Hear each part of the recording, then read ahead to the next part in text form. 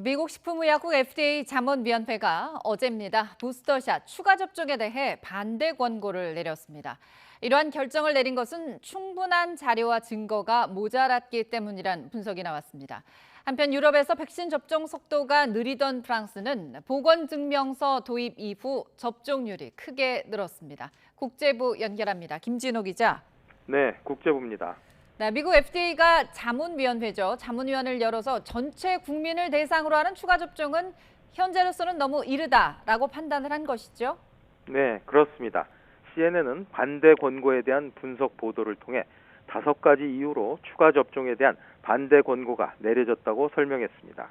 먼저 전면 추가 접종을 뒷받침할 충분한 자료와 증거가 없다고 봤습니다. 그런 만큼 더 많은 데이터 확보와 오류 검증이 필요하다는 겁니다. 또 10대 대상 추가 접종의 안전성을 검증할 자료가 충분하지 않다는 것도 이유였습니다. 특히 전면 추가 접종에 앞서 더 많은 사람이 첫 예방접종을 마치는 것이 중요하다는 의견도 부결 배경입니다. 이에 따라 전 국민에게 추가 접종을 하는 것은 시기상조라는 결론을 내렸습니다. 네, 이렇게 전면 추가 접종에 대해서는 반대를 했지만 FDA 자문위원회가 취약계층에 대해서는 추가 접종을 권고했죠.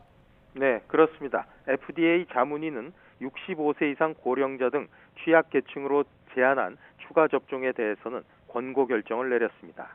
대상은 65세 이상 고령자와 의료 종사자, 구급요원, 경찰 등 응급 대응 요원, 또 직업적으로 코로나 바이러스에 노출되는 사람들입니다.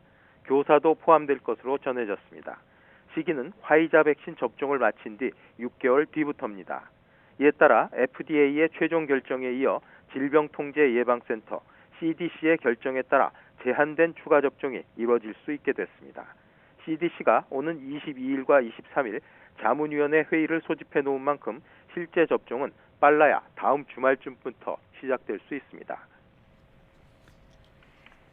올해 초만 해도 다른 유럽 국가보다 코로나19 백신 접종률이 낮았던 프랑스에서 접종률이 크게 높아졌다면서요.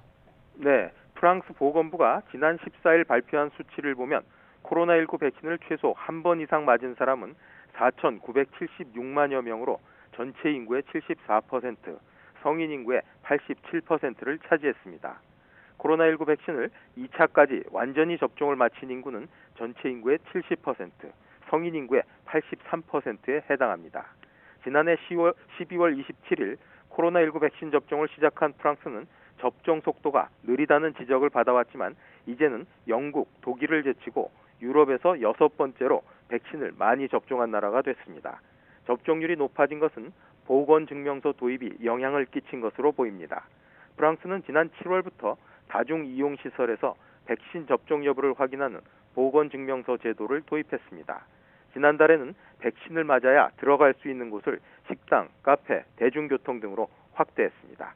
프랑스 전역에서는 지난 7월 중순부터 매주 토요일마다 보건증명서 도입 반대 시위가 열리고 있지만 참가 규모는 점점 줄어드는 추세입니다. 지금까지 국제부에서 YTN 김진호입니다.